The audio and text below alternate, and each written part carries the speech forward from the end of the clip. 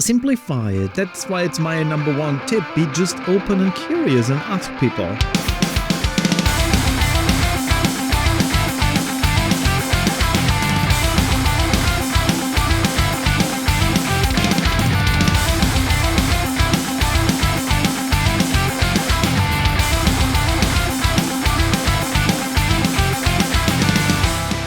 What is going on, certified homies? Welcome to another episode of From A to B. You have Shiva, and I'm joined by André Morys. André, I need to apologize to you. Last time I had you on the podcast, I forgot to give you a nickname. A nickname? Yeah. Like an animal name? No, not like a spirit animal. Every episode I have a guest on, I give them a nickname. Okay. So I totally forgot to give you a nickname.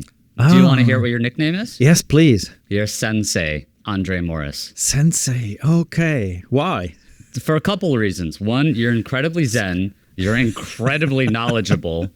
And you're someone that I think a lot of people, myself included, want to learn stuff from. So, Sensei André Morys, welcome to the show. Okay. Again. Thank you. I feel honored. Thanks for having me. Yeah, much fun. So, some very quick 1 minute pump your tires up background. When I went to EXL last year, I had 4 different people come up to me and tell me, I loved your episode with André talking about addressing burnout in CRO. And at first I was like, are we going to be able to do like 30 minutes on this? I'm not sure how it's going to go. And that was the first time I met you. First of all, the vibes were immaculate. Second of all, 4 people came up to me and they're like, this was an amazing topic. And I felt like I had therapy, but I actually had tactical takeaways to like fix the stuff that was going on in my brain. So I was like, I got to have him on. I wanted to pump your tires up before we actually go into the topic for the episode, though. Great. Thank you so much. Yeah, I had the same feeling. It's like, we're talking about A/B testing, tactics, stats, tools, whatever. But this is actually about kind of helping people, right? That's so much more purposeful than talking about stats. Should I do multi-armed bandit? Is it worth it? Whatever. I mean, you can talk about it. And I'm sure a couple of people will have the challenge to solve whatever statistical thing. But yeah, finally we're here to help people or whatever. Yeah. And on that vein, you're hosting and running the GMS conference coming up in June? Yes, June 18th in Frankfurt. Yeah. Well connected, plane-wise. Yeah. And for all your listeners, stay tuned to the end of the episode where André is generously offering a promo code. But I'm not going to tell you now. You have to listen to the episode to hear it. And you can't just skip to the end because I'm going to sneak it in at some random point. And no one transcript to just go find it. Anyway, I thought who better than to have André on to explicitly discuss effectively getting the most out of your in-person conference. Because I went to Spring a little while ago and that was an amazing time. And as I was there, I was like, man, I don't know if I wish older Shiva could have told younger Shiva how to like do conferences better. How to behave. No. I was always well behaved. Okay. Although some people don't behave. But I was always well behaved, but I would always kind of just like be there for explicitly the talks and feel like that was the crux of the most important part. And that's not true. I think you get so much more out of it by doing a couple things. So I wanted to like broach that topic with you, given that you're running a conference. Who better than André to go here? So I want to break this out into 2 topics. The first bucket we're going to spend a small amount of time in is just rules, things you need to obey for every conference when you go to them. And then the second one's going to be actual tips for you to get the most out of your in-person conference. I have almost 3 basic rules. The first one, hydrate a lot. I have talked so much at these conferences. The next day, my throat is so freaking sore. You have to mix in some seltzer, some water, keep on hydrating in between the beers that you're probably drinking. That's my number 1 tip. The second one, pretty basic. Don't be an asshole. Don't be racist. Don't be sexist. Don't dominate conversations. Like you're there to network, to connect, to listen, and to talk and share your knowledge. You're not there to be an asshole. And then my third one is don't get sloppy drunk. I would say don't even get drunk, but people like to have a little bit of fun and maybe a little bit later at night. It's fine. Know your limits. Don't get sloppy. Keep your wits about you. Those are my 3 rules. Don't get as drunk so you don't remember the people that you have talked to last night. Maybe. Okay, but what if I told you I don't remember those conversations or I don't remember it? even stone cold sober because my memory is shit. That's a good thing. May I add a rule? Yes. I mean, that's maybe you said don't be an asshole. Most people who might be an asshole don't feel like they're an asshole. So I would say don't pitch. It's not about you. So many times I'm standing at a round table, have a nice conversation. Somebody squeezes in and, yeah, as you say, kind of dominates the conversation with the only goal to give away his business card to everyone and talk about how great his product is or whatever. Never pitch. It's not about you. Nobody cares. Yeah. So it's interesting because I have that as a tip, but I like it as a rule. And I'm guessing that's a rule for GMS. Like you can't go there to just be a salesperson. Yes. Yes. Actually, we had a couple of sponsors, and of course, they pay some money to get into it. And I realized that the money, they try to convert it into leads. So the more they pay, the more aggressively they approach our audience and trying to pitch things. So we got rid of that. We're trying to kind of evaluate our sponsors so they know that the people that are interesting to them, they will come to their booth, they will be connected. However, nobody needs to pitch anything to anyone. I think that should be a number one rule. I think the only thing you should pitch is yourself. I'm not sure. I have a different opinion. Okay. I think you will get, I mean, maybe this is the transition to the second section, because I think you will get so much more out of a conference, out of the network. I always tell people if they ask, what is GMS about? I say it's a database on legs. It's like a walking assets. Everybody there in the audience has a huge amount of experience. They've run maybe hundreds of experiments. They really know their shit. So imagine you being part of that wisdom. It's your task to connect to these people, and you don't do that by telling something about you. You get that by asking others, why are you here? What's your biggest challenge? What have you learned? What was your biggest epiphany in the last 12 months? What are the books? I mean, I remember sitting in Estonia at Pep's digital elite camp, like it was maybe 10 years ago. And we were just talking about books, like which books inspired you the most? And I took so much out of it. That was so much more compared to when I would squeeze in, say, hi, I'm André. I'm the biggest guy here on earth. Buy my service, whatever, please. No, that doesn't work like that.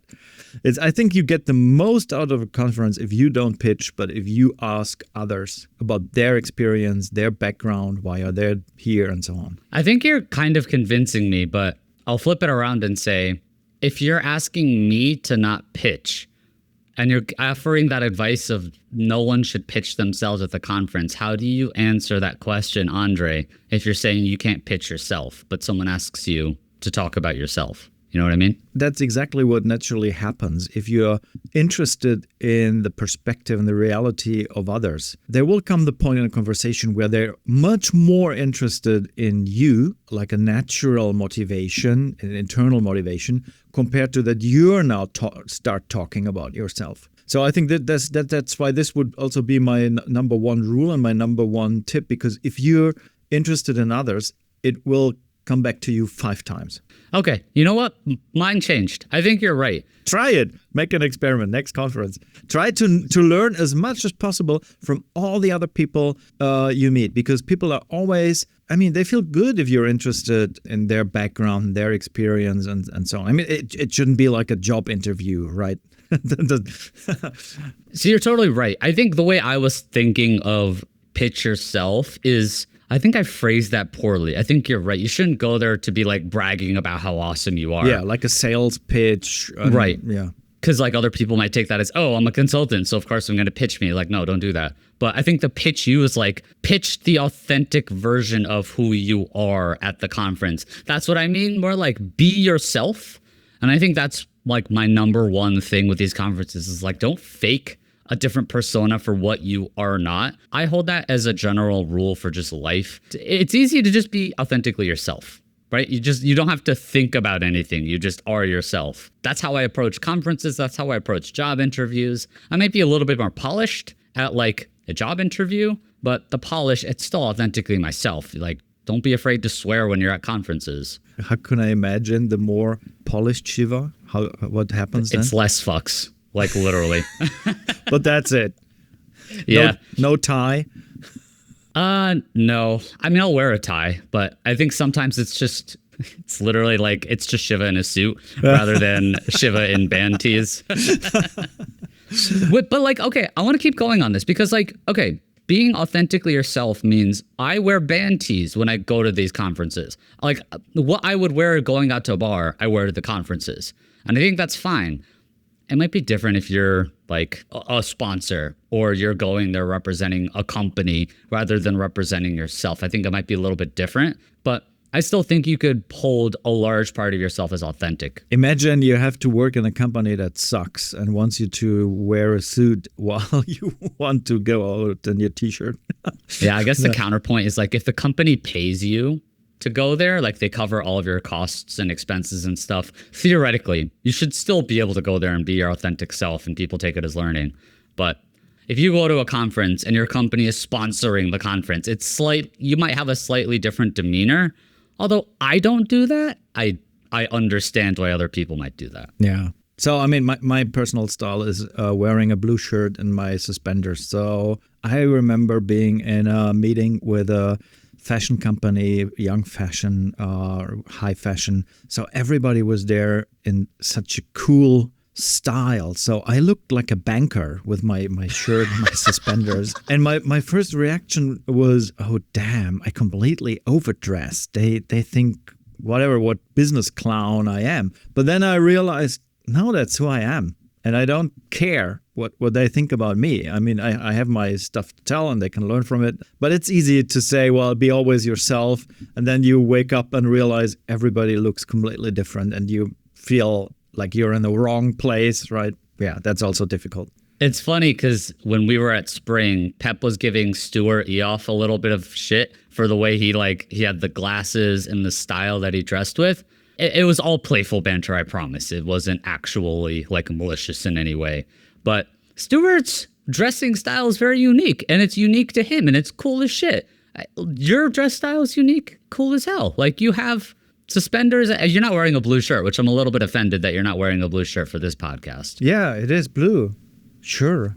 Blue. That looks gray as hell to me. No. That's really a light blue shirt. And to be honest, I only have these shirts in my what's the name? Sometimes... All right, the teaser for this episode that I'm going to release to LinkedIn is video of this. And I'm gonna have is the dress blue or black? Blue or black? Yeah. Right? Yeah, I know that. Or golden. It does not look blue. Yeah, it is. I'm sorry. Okay, fair enough. I only have these shirts. Yeah. So I think going along the lines of like authenticity when you're in conferences, do you have any tips on like bringing out a little bit of your authentic self, maybe for some introverts? Because I want to make sure we offer tips and tricks for natural introverts. I used to be and kind of continue to be an introvert. So like when people say be yourself, it's like telling people just go make a lot of money. That could be a hard thing. What would you give advice to someone who's naturally introverted coming to be like, this is how you would be authentic? Yeah, I mean, first of all, being introvert means being surrounded by other people, talking to them, maybe even small talk is something that costs you energy. And I can relate to that completely because I'm enough introverted that after like my own conference, GMS, I'm surrounded by hundreds of people and everybody has a question and all the speakers and whatever, our clients and my colleague says, well, talk to this guy and that's important and so on. I know how exhausting it could be. So after talking to so many people for a whole day, I feel so exhausted. I really want to go back to my hotel room, close the door for maybe 24 hours. Don't talk to anyone. So, but basically that's the definition of being introverted. Like, does it give you energy talking to so many different people or does it cost you energy? And I'm that kind of guy. It costs energy. So that's why I end up after my own conference, I'm so tired. I end up with people sitting on the balcony with a glass of beer and I want to, I completely want to shut down. Right? So first of all, I would say, it's maybe difficult to say. I would say appreciate that. It's your personality. It's that don't feel like you're wrong or something's out of order. It's natural. You won't be able to change it. But I think there are like a few tips I can give to overcome that hurdle so it does not cost too much energy, right? And I think if you're introverted, you just maybe have to learn how to kind of manage your energy, right? I say if you're standing at a table with 3 or 4 people, they're all chatting with high energy, and you just don't get into the chat, you don't connect to this topic, whatever, just change the table, just go somewhere else. People think, oh, I can't leave. They will look at me. They think I'm awkward. No, do that. Just leave. Yeah, I wanna go back into the introvert, but I want to add another point to that. How do you Irish goodbye tables? Have you been in conversations like you've been in those where like people are talking about stuff and they've been talking about brand campaigns for 20 minutes and you're like, I have nothing to contribute. This isn't a converse. I appreciate both of these guys and maybe you've had conversations with them, but you're like, I need to leave. You might feel weird about just like getting up and leaving. I felt weird like that sometimes. You feel like, oh, I'm here with someone. I don't want to make them feel upset or weird or anything. So what this is the introvert and the overthinking of a person like me. So a couple things I've done is like, oh, I'm going to grab a drink. I'm going to go to the restroom. I'll be right back. And you never came back. Yeah, that's just my Irish goodbye. I think those are like my 2 easy ones. And it's like a very natural thing. And I don't think anyone ever takes offense for that. If you're having a table with me and you hear me say, oh, I'm going to go to the bathroom, you might not see me for a couple hours. And you should take the hint that what you're talking about's bad and you should feel bad. But I would say before you do that, interesting, I've learned something. That's what you call it, the Irish goodbye. Well, no, the Irish goodbye, I am totally making that up. An Irish goodbye is a good thing. I'm mischaracterizing it. An Irish goodbye is when you're like at a party and the Irish goodbye is you just leave without telling anyone. Yeah. That's in Germany, we call it a Polish goodbye. Oh, no. Whatever the Polish or the Irish did. No, but I think there's an alternative to that. If you feel that urge to leave the table, play a game, and just in your mind think it's just a game. I have nothing to lose. Like I think your example was good. Like people talking about brand management. You think I don't give a shit about brand management. I don't care. I have nothing to contribute. Be curious. That's the only thing. Try to ask whatever or whenever it's suitable. Ask, what is it all about? Are you talking about brand management? That's it. That's the only question you need to raise. And people will feel like, somebody's interested. And they will talk more. They will say, you can be completely honest and say, I don't know anything about brand management. Please enlighten me, whatever. People will be more than happy to talk to you and explain it to you. And you will learn a lot. You will leave the conference. You learned something about brand management. You have now connections to people that know about brand management. Maybe in 2 years, you will have a question about brand management. And now you have a powerful network. You know to whom you could talk to. So this is why before you have this urge to do the Irish goodbye, maybe give it a try. It's just a game. You have nothing to lose. Part of that is also, if you're not connected with a conversation, it will create almost like a doom cycle of being more disconnected from it. The longer you wait to raise a question, Versus the opposite is like if you ask a question, you will lean forward a little bit. Your brain will start to activate, and then maybe that actually gets you into the conversation. But I love this. I want to push you on this. Have you ever felt imposter syndrome going to conferences where you're like, I don't feel like I'm in a room with qualified people. I feel like I'm massively underqualified compared to all these CMOs and VPs. I'm like an analyst. To be completely honest, no. Because you're the smartest person in the room, of course. Then you should leave the room. No, I mean, I don't know. I'm doing this things like 25 years or more than that, nearly 30 years. I know so many people. I participated in so many conversations. I think I always had the impression that I can learn something. I think I'm a really curious person. I always want to learn. I want to understand things. So this is why if I overcome my own urge, that means like I have nothing to do with these people. I don't know them. They think I'm awkward. Should I leave now? Should I say something? Just give it a try and ask. That will always work. But I can't tell you how that feels if you're suffering from imposter syndrome. So let me ask this as if André has to give Shiva advice, to say, when I was at this conference recently, and this is true, I did feel this way. When I was at this conference, I was surrounded by people talking about big brand stuff. And I understand it, but it's like I can understand it, but I can't speak it.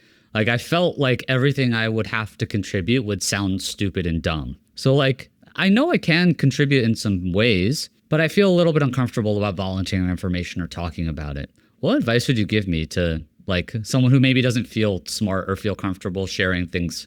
Change your mindset towards you're not there to contribute. Maybe you're there just to listen and to understand and be open and open-minded and curious. Who expects that you contribute something smart? People will feel honored. You know, there's that thing about narcissism. It is perceived as something, we could say people behave like assholes. It's their ego. It's only about them. They seem to be really self-confident. Actually, from a psychological point of view, and I don't know why we're always coming across psychological things, but these people, they have the smallest ego and the smallest self-esteem in the world. They're overcompensating that. That's why they have behavior of a narcissist. And I think it's the same with people on a round table at a conference. If you think, wow, these are guys that say, well, we're talking about brand management, we are cool, whatever. But maybe it's the opposite. Maybe they're not as smart as you think as they are. And if you call it imposter syndrome, maybe you're not that kind of imposter that you think. Maybe it's all a psychological bias. And you can level that bias by just asking these people. And maybe you can even do a tactic like mirroring. You can say what you perceive. I think I perceive that you're talking about really important brand topics here. Just say that. Maybe it feels awkward, but people will level to you and to your level, will come to your level and we'll talk about this and you will learn tons of things. Just try it. The thing is, you have to see it as a game. It's the gamification of your own communicating behavior and your personality. And why do I call it gamification? Because it means go to the table with the mindset of, I don't have anything to lose. Try out things. Just try it out. Yeah. And I think like, just from my experience, when I was at this one round table at Spring, I was surrounded by like these badass women saying the smartest things. And I'm just like, wow, I am not qualified to be at this table. Did you think that or did you say that? I thought it, and I said it to you right now, but I thought it in my head. But exactly as I went through that, I would just like, I want to say something. I just want to ask a question. And I'm like, if you judge me, you judge me. And it almost was like it was high anxiety for me. If you looked at my watch, you'd be like, wow, you are at 700 beats a minute. You might die right now. But like, as I asked these questions, immediately when you come from an asking perspective and you're like, can you tell me more about that? Even if you just say like, can you tell me more about that? It doesn't come off that like you're stupid. It comes off, and you're not stupid, by the way, poor phrasing, but like, it doesn't come off as you aren't informed. It's coming off as like, tell me more, I'm interested. So it's like, if you say, tell me more, like, can you say that again or repeat it or something? It comes off as I'm engaged. I want to hear more about what you say without really giving off an impression of like, maybe I don't quite understand. And maybe that's the happy medium of like, you're saying the curiosity piece. Just like ask questions because they love talking about it. They want to help. They're there to help people. Yes. And if you feel uncomfortable with the topic, maybe that's level 3, right? After just level 3 out of what? Like level 1, just stay at the table, resist the urge to go away and ask what it's all about. Level 2 is if you do mirroring, like, well, that sounds really impressive what you're talking about here or whatever. Level 3 would be change terrain. You're talking about brand management, so tell me more about your role and which company are you working. So you moderate it over to the question like, what's your career, where you're coming from, where you're working, even toward like what city are you living in and what are the best books you've read and so on. I mean, you can. I mean, you're not a moderator. It shouldn't sound like a job interview or police interrogation even or whatever. But I think if you're still natural and you're open-minded and curious and interested, of course, with your questions, you can also change the topic. That's level 3. Well, I was going to say, like, what if you're not curious? Like, what if someone's talking about brand and you don't care? Why are you going to a conference then? Well, okay, so in this thing, you're right? there to learn something, yeah. But what if I don't want to learn about that in that moment? No. Like, I don't want to, like, a conference shouldn't be you go there to force yourself to learn things that you're not super interested in. Yeah. Because then you might not actually have a good experience. for yourself to want to go do it again? I'd say this especially for like introverts who are already kind of putting themselves out there in something that's maybe not super comfortable. And then you're telling that introvert, also force yourself to like be in a conversation you really don't care about with people you don't want to be surrounded by. It might be successful, but it might create this like, I never want to do a conference again. I mean, maybe the example of brand management is not the right one, because I personally think brand management could be quite interesting. But what if it's left? What if it's like horseback riding? Well, I'm gonna role play this. So I think this happens. You might be at a table surrounded by like a VPs of like marketing and sales, and then the CRO guy comes to the table. And like, as you guys are talking about things, me, the CRO guy, and then Ryan Lucht comes over, and then Stuart comes over, and you have the math was terrible on that. You have 3 CRO guys talking about CRO things, and these other guys are like, I don't, what are we talking about? I don't care about this. I don't know, maybe part of it's like, you just do the Shiva goodbye, and I'm going to trademark that. The Shiva goodbye is, I got to go to the bathroom, and then dip out. Role playing. So you want me to imagine like I'm coming to a table with these... So you're the VP of marketing. I'm the VP of marketing. Yes. Okay. And you're at a table with 4 other VPs of marketing, and y'all are talking about what's a non-CRO VP of marketing thing you guys can talk about? And that's my problem right now. What does a VP marketing do? Actually, I have no politics. idea. Politics. Maybe they're talking about politics. Maybe they're talking about addressing the board. Right? Yeah. Let's say that, and then you have these 4 CRO guys nerding out about Bayesian versus frequentist math at the table, right? Like, what would you do if you were the VP of marketing? And you're giving yourself that advice of like, turn your brain on, be curious. So what would you do? We're networking here. I would say, I mean, mirroring. I would say, well, it sounds really interesting what you guys are talking about. What's it all about? I don't get it. I would openly say, I don't get it. Tell me more. And they would explain. Maybe it needs your context. There will be everybody has something interesting to tell. You will learn something from everybody. So if it's a classical VP marketing and he's on that top level, of course, things about like how to use data to make better decisions and so on must be interesting to him or her.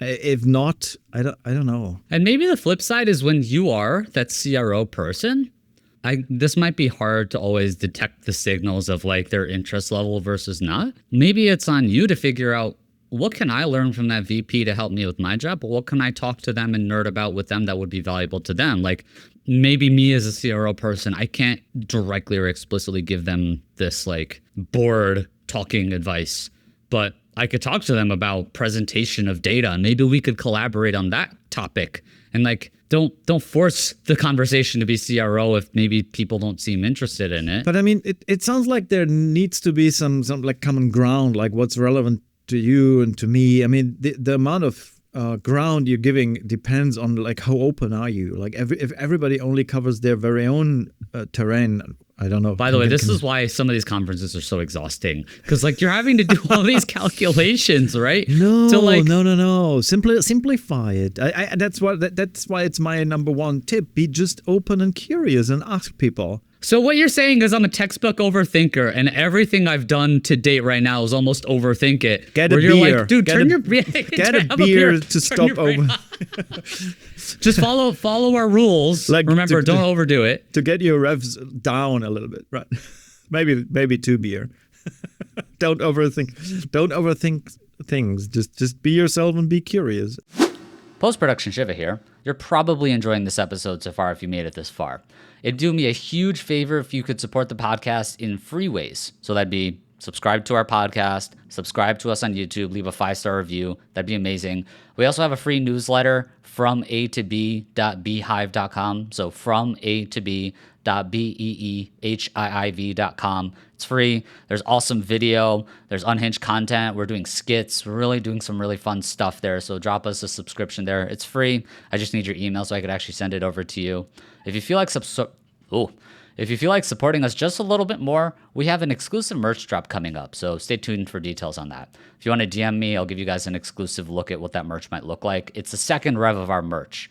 The first one sold out literally within like 3 days. Y'all are amazing. So it would be amazing if you guys could subscribe to all the things. DM me if you guys are interested in buying merch. Let's get back to the show. So let's go back to the introvert piece of things.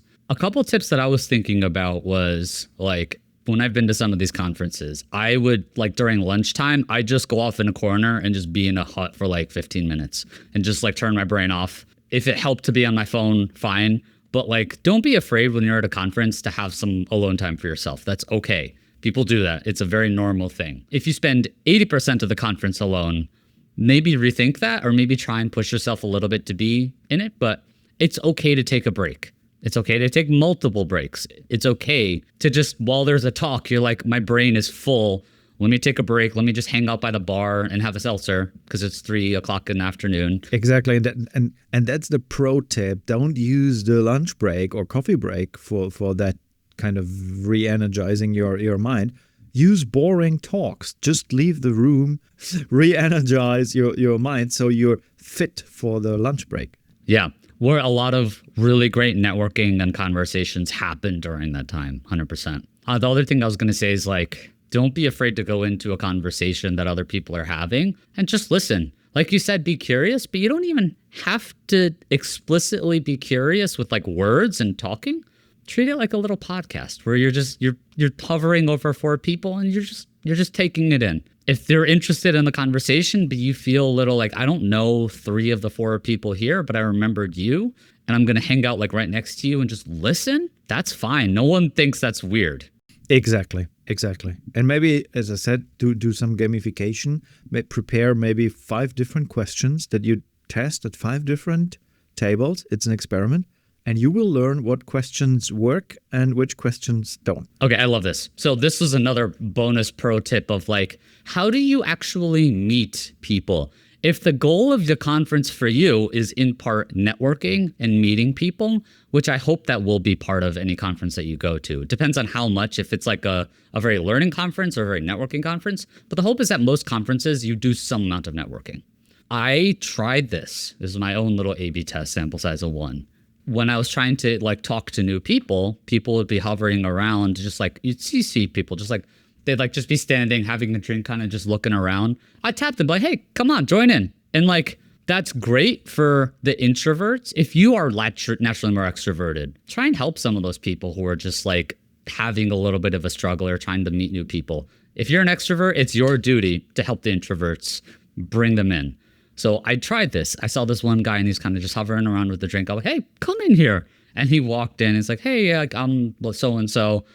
He started introducing himself. So he's like, so where do you guys work? And I'm like, nope, we're not doing that. What we're going to do is, because I've never met this person, what we're going to do is we're going to go around and everyone has to say what their favorite donut is. Like, it's a random thing. It's not unprofessional. It's just not professional, right? It's just a personal thing.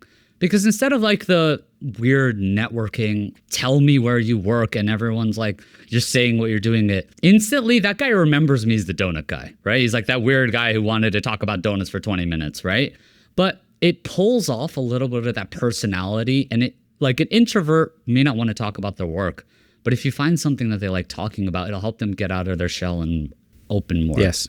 All the professional topics, like business topics, like where you're working, what's your job, whatever, it kind of implies an urge to promote yourself. Like, I have to now show how great I am, whatever. No, you don't have to. And talk about last holidays, what's your best destination, your favorite donut, whatever, personal things. It's always the things where you connect much more with people, and all the other stuff will come. Yeah, it's the same thing like when, I don't know, it's funny because a lot of these networking events feels like a singles mixer, or like trying to like go out to like a dating pool thing where you're like go out and it's like you're just cold approaching strangers trying to talk to them. And if you come to the table feeling a little bit weird about it, it might create a little bit of weirdness with everyone else. Whereas if you're just coming in with comfortability of like, I love my what's your favorite donut, because they weren't expecting it, but it's a natural thing. And even people are like, well, I don't like donuts, but I like pastries. I'm like, tell me more. And then you start getting into that. And then that's the icebreaker. The icebreaker is something not work related. And I did that with my round table. So like it got people like literally moving their mouth. And maybe to your previous point around just ask a question, just start the game. Maybe that's the way to help getting people engaged. You know what I mean? I guess that's the solution to what you're saying, or a solution. And I think I like the way you say it's your obligation as an extrovert to pull in introverted people when you see they're struggling. I think it's the same if you're in a deep conversation with three people and somebody nice comes, joins your table, asks, may I join, whatever, then it's your duty to maybe interrupt your conversation, kind of briefly introduce yourself, ask the person that joined who she or he is, and I don't know, not just ignore people. I think maybe we can add that as rule. I love that. I love that as a rule. Yeah. Don't ignore people. Yeah. I mean, that happens so often. Of course, you're in a candid conversation and you don't want to interrupt it, and somebody comes and they're standing there eating awkwardly because there was no other place left to eat. But if you put yourself in their shoes, it probably, I'm judging a little bit, but I've been there, where like it takes a certain amount of strength for an introvert to just put themselves in that situation, to be like, to just hover and like be in that spot. It's easy for a lot of people. It's not easy for everyone. So they did that work, and you should recognize, if you're an extrovert, if you see someone, bring them in. The point of a conversation is inclusion and getting people in the conversation. Exactly. Yeah. By the way, it's the same with leadership. I think the introverted in teams are mostly really clever people that just don't dare to tell their opinion in a group of people. And it's a question or the obligation of the leadership to enable these people. Say, what's your opinion? Give them room. Give introverts more room, because they certainly have great opinions and they just don't dare to open their mouth, maybe. So it's not just at the conference table. It's everywhere. I guess maybe think about the context of how you're having these conversations too. Because if you're at like a round table, it's more likely that something more professional is going to be covered. But don't be afraid to just have non-professional conversations with people too. Just like the donut thing I was talking about, like the happy hour after all the conference stuff. A lot of times I'll just bullshit with someone about like, someone saw my like something corporate shirt and they're like, are you also an elder emo? I'm like, hell yeah, I'm an elder emo. And we were just talking about music for like 30 minutes. And then it transitioned into, at some point, complaining about work, talking about work, and their defenses were lowered. And then it's like, oh, I feel comfortable. This is the vibe. This is the energy. And that's when everything like feels good. Yeah. And I think it's like this, as you said, like disarming people. Sometimes you enter a table and you can kind of smell the shit already, where one guy wants to impress the other guy and they're standing there in their suits and saying, well, I did a CRM integration last year with a couple of million budget, whatever. And everybody wants to be more important than you. And then so Shiva enters the conversation asking, but something different. What's your most favorite donut? You disarm them. Yeah, they were prepared to sell you on their shit. Can I push you on this? What do you do when you're at a table and someone metaphorically slaps their dick on the table and they just have to flex how smart, how important, how successful they are? Mirror it. Wow, you must be really smart and really important. I'm really impressed. I once learned openness is maybe the biggest weapon you have. Being radically open. And you could even, one level up means I realized that you're a really important person. But that's maybe another level. If you dare that, you're good. So if I were to come to the table, so you, André, you're having a fantastic conversation with Julia, and you're talking to her about, what will you guys talk about? Building business, talking about social media marketing. Fucking something interesting like that. And I come to the table as I wouldn't actually do this, but as I would of, hey, yeah, I'm Shiva. I've driven $2 billion in MRR over the past couple of years and owned 4 successful businesses. Really nice to meet you guys. How do you react to that? I say, wow, that's really impressive. So tell me more. It's funny because I don't know if I'd be able to tell you, but like, it'd be like, wait, I have to explain it? You don't just believe or trust what I'm saying? Oh, if you do that, I say, be authentic, be yourself. Don't let it sound like an interrogation or whatever. No, but if you think some people are over the top by kind of producing themselves, right? You could also try to mirror that and say, wow, really, 2 billion budget. Wow.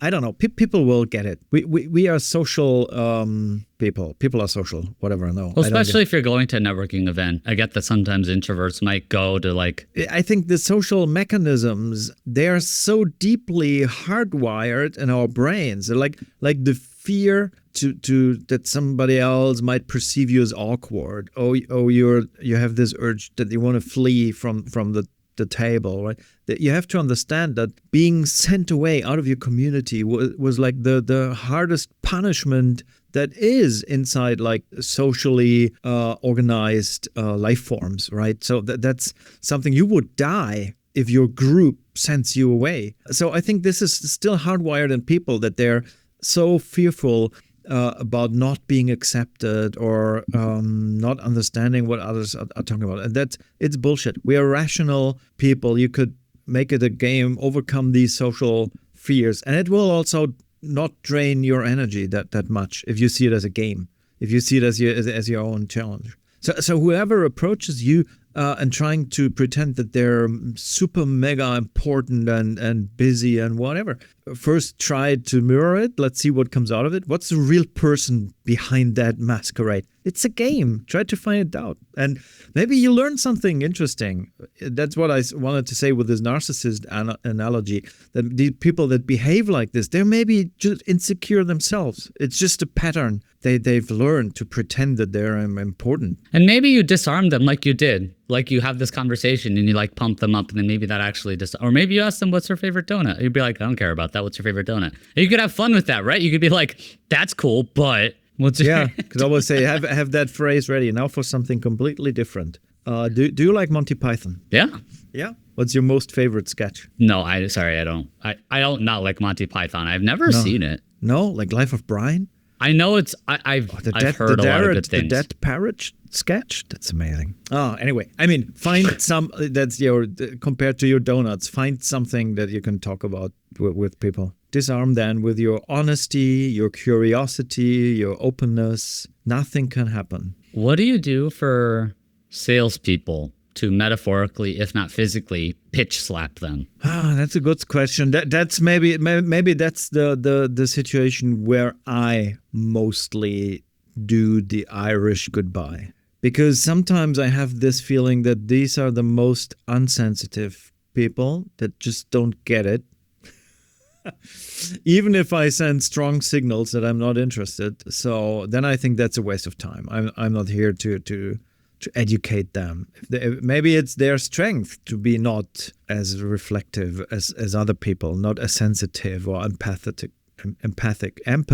That's how you call it in English. Yeah, maybe a few people or characters are left on the table where you won't change them, even not with your honesty and openness. So if it's then that kind of waste of time, then yeah, do the Shiva. So I need to go to the bathroom. The Shiva goodbye. Yeah, I got to go to the bathroom. I'll be right back. Or you take the business card. Say, well, that's interesting, but something completely different. What's your favorite donut? The Shiva intro, I guess. Yeah. Why are introverts? Why does it cost them more energy? And I think this has a lot to do with fear and always, like as I said, like the mind. Fear of what?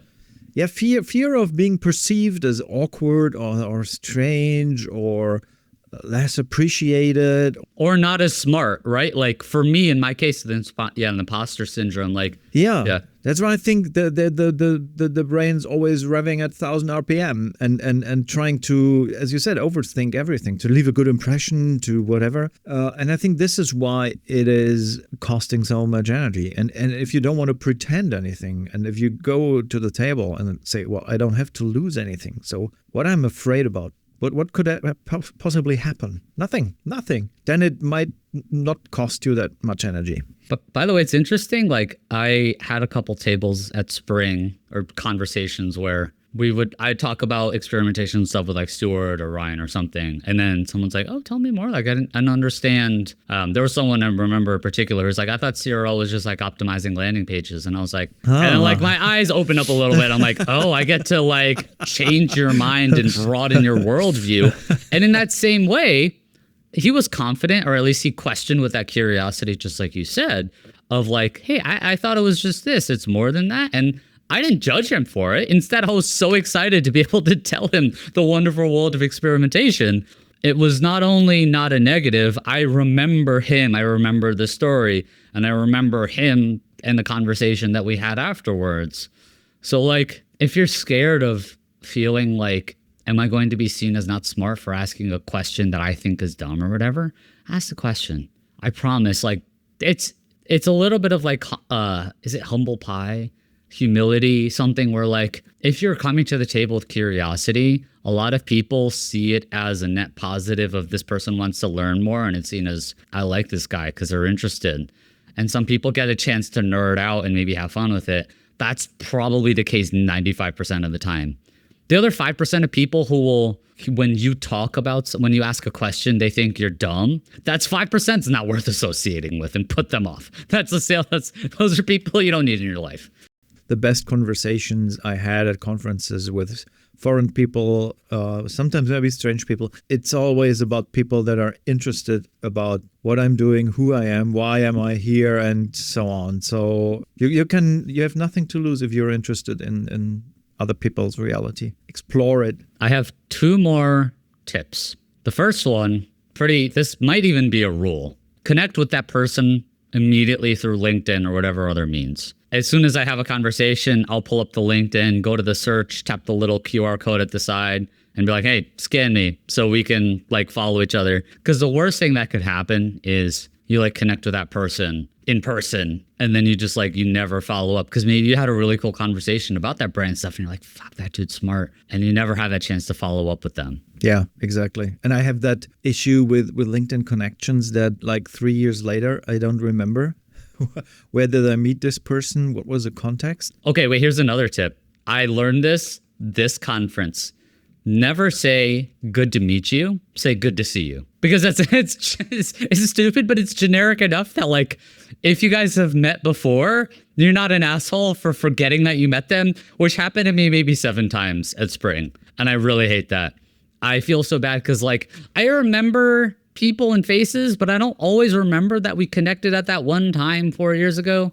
I have some great connections on LinkedIn, and sometimes if I filter through my contacts, if I search for somebody that need to do discovery for that, what product somebody asked me, said, yeah, I have a couple of CEOs here. And then I see the list of people and say, I know the name. I saw this person, but I don't know where. So I can't reintroduce myself with this context saying, well, you remember we met at this and that conference talking about this and that topic.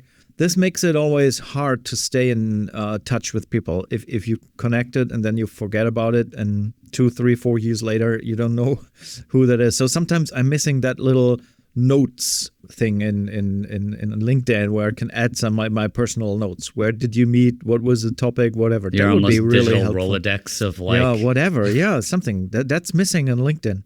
I need that feature. We should file a feature request. Yeah, like where did we meet? Oh, it was at CXL, EXL, GMS, whatever. Exactly. The last one I will say is, this is maybe controversial, but like, honestly, put your phone away. As like, it's okay if you got to check up on it every couple hours. If you have kids, you have to like double check to make sure everything's good. But for the most part, put your phone away. Because if it's on, or if it's on the table, if it's somewhere, you might feel like, sometimes when I feel particularly introverted, I will default to, I'm bored with conversation, what's on Instagram, which doesn't help me and doesn't help me get engaged. It creates the negative cycle rather than the positive cycle of including myself in the conversation. And the worst part about it was like getting home that night after all of the festivities and then being like, oh God, I have so many emails and texts and stuff I need to look through. And that anxiety I hate it. But I felt so much more connected at tables with people, with the conversations, just not having my phone. And like, you have 100% of my attention when we're talking. Yeah, maybe this is the next level of the Irish goodbye. Call yourself with your Apple Watch or whatever smartwatch. Say, oh, sorry, guys, I have to take this. Go away. Important. Looking. Well, I think we put way too much thought into this podcast in how to leave bad conversations. No. I said, yeah, resist the urge to flee. Yes. I do love this. I love the idea of like, it can feel safe and comforting to just leave, but you should try to incorporate yourself in the conversation. And like if they're talking about something that's unrelated, ask questions, try and include yourself, because you might be able to include yourself in that conversation. You might even be able to steer it into something that would be incredibly relevant for you, but you won't get anything out of it if you just pull a Shiva goodbye or pull out your phone or just like not really even try to pay attention to it. So yeah. All right, cool. Any other André tips for getting the most out of your in-person conferences? I would say always remember that a real life conference is 80% value is in talking to people. I would say only 20% is listening to the talks. I mean, we at GMS, we always try to invite the best people, the superheroes of our industry. So our audience can learn from whatever, Netflix, Spotify, Google, Booking, and all so on. And I think, yeah, they absorb this knowledge, but it's more important to mingle and connect to the speakers. And there's, as I said, there's 700 experienced people. And once I got this feedback from somebody attending, said, well, I'm a CRO manager at my company, and I did this job this way, and I had these issues and this issues. And once I went to your conference, I learned so many more people that are in the same situation. So now I'm not feeling alone anymore. So now I have my peers and I can relate to their issues. So I connected with them on LinkedIn, and it's like a small community now, and they help each other.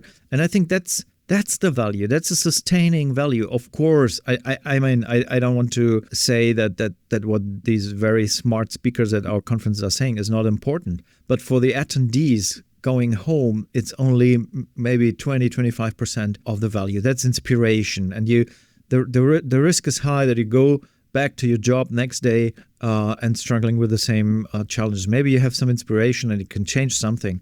But 2 weeks after, you might have a contact and you say, well, I can just talk to this guy or to this person. And that's such a bigger value, such a more sustaining value. That's why we never stopped doing a real life conference with real life people. We know traveling might suck and it's not good for the environment and so on. We try to keep it as low as possible, but there's no other way. The digital conferences are not the same. They only deliver a fraction of the value. It's so funny you say all that, because when I first went to CXL in like 2018, I lived in Austin. So I was like, I'll go for the talks and then I'll just go home for the night and then sleep in my bed. Right. So like after all the talks were done at like 3:00, I just went home. And I regret it so much, because I missed out on all the best parts about it, which is those conversations, the people. In my head, what I was trying to get out of the conference was people say smart things, I take notes, go home. But that's fine. I think it's worth, before you go to the conference, like reflect on like what's the percent of like learning and networking you kind of want to do. For me, a lot of the value I get out of the conference is like 80-90% is the relationships that I build at these conferences. The people I meet for the first time in person, even though we've like talked a lot on LinkedIn, or even the new people who are part of the roundtables. And I'm like, it's funny. I'm through like the connections. Her name's Mallory Randall. Shout her out. But she just like came to get drinks with us after the whole conference ended. And then I was talking with Ryan and I was like, let's go get some ramen. And he's like, hell yeah. I was like, anyone else want to come? And she's like, yeah, I'll come. And then her and I stayed at the ramen place for 3 hours afterwards. And we were talking about it was our own personal roundtable. We were talking about so much, just like tech stuff and important stuff. And that didn't even technically happen at the conference, but it was the relationship that you built. And I know like I can have these conversations with you afterwards. And it's funny because part of my boss is like, what'd you learn at Spring? I'm like, I didn't learn much, because I built these connections, but I also have validation that what I'm doing now is correct. Like everything that people were describing, it's just reframing the things that I'm doing. So just like that CRO guy you were talking about, he's like, oh, good. I'm not the only one dealing with this bullshit. And I feel good about that. And then maybe you have the conversations where you two were talking about it. And he's like, well, I tried doing guess the test to help me get more buy-in experimentation culture. He's like, yeah, shit, I've been thinking about that. I just haven't done it.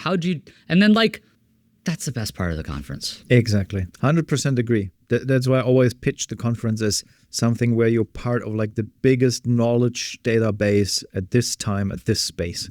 You're in the middle of it. Use it. All right, I'm going to add one more rule before we wrap. This is the dumbest, corniest rule ever, but I do mean this. Have fun. Yes. You have to have fun at these conferences. It's not a thing. It's not a job. It shouldn't be a job.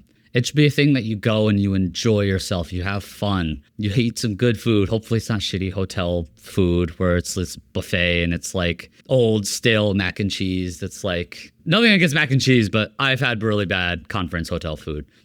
Hopefully it's good food, good drinks, good environment, open, like, that's why I love Spring and EXL, because it's at a bar.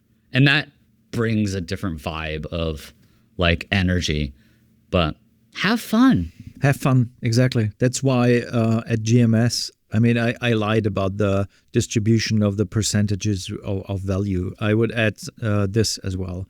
We always try to make it a great experience. So, for example, we don't charge for drinks. So after the conference, you will get as many beers or wines, open bar, as you want, because we think the 2, 3, 4 hours after the conference where people mingle and talk, this is so important and it should be fun. The Wi-Fi should be brilliant and you should find everything. It should be nice seats, and that's why we even have electricity plugs on the tables, things like that. It's small details that count. So people have a great time.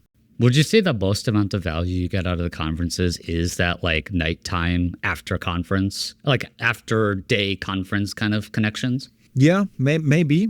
That's where I get the most value, because the round tables are almost just like prep work to lay the foundation for the night, which is why I'm pissed at the first couple conferences I go to. I would just leave after the conference part. But that nighttime stuff is like, the ROI and the bang for buck time of value. If you did your energy management well, we are still talking about introverts here, right? So many people might feel drained at that point and don't have the energy to go for another round of beers. But yeah, I would say if you manage your energy well, then this is the best part of the day. So I guess the pro tip here is, if you're an introvert, pace your energy to make sure you have plenty for the end, because that's where you'll probably expend the most, but you will get the most value, in my opinion. Yes, exactly. Cool. All right. Well, I think that's a long hour's worth of conversation with this. André, I think you have a promo code you want to share for GMS. Yeah, sure. Now that I talked so much about GMS and the reason why we are doing it. So yeah, everybody that is keen to meet fellow optimizers in Frankfurt, if you're from Europe, if you're listening to this, come to Frankfurt, come to GMS, and I'll give you a promo code so you don't have to pay the full 799 euros. I know that's a lot of money, but I promise you it'll be the best conference experience you have. And so give it a try and use the code Andre300, ANDRE 300, and you get a 300 euro discount on your price. And try it. Also, Shiva, full disclosure, Shiva gets no kickbacks, no benefits. This is just full fun promotion for an absolute certified homie, André, to get people to going to conferences and stuff. André, this is amazing. It's so fresh in my mind to like help people have effective conferences. And I thought, who better to get someone that literally runs the conference to tell us how to do it properly. I think there's so many golden nuggets out of this. Somebody who runs a conference and is an introvert. So people that see me on stage, they say, no way, you're an introvert. And I say, no. You're really good at faking it. Yeah. No, it has nothing to do with my behavior on stage, because I'm not interacting with people one-to-one when I'm hosting it, when I'm emceeing it. Yeah. It's something completely different when I'm in the middle of the crowd. Cool. All right, André, thank you so much for joining on this episode. Thank you for having me. It was great fun.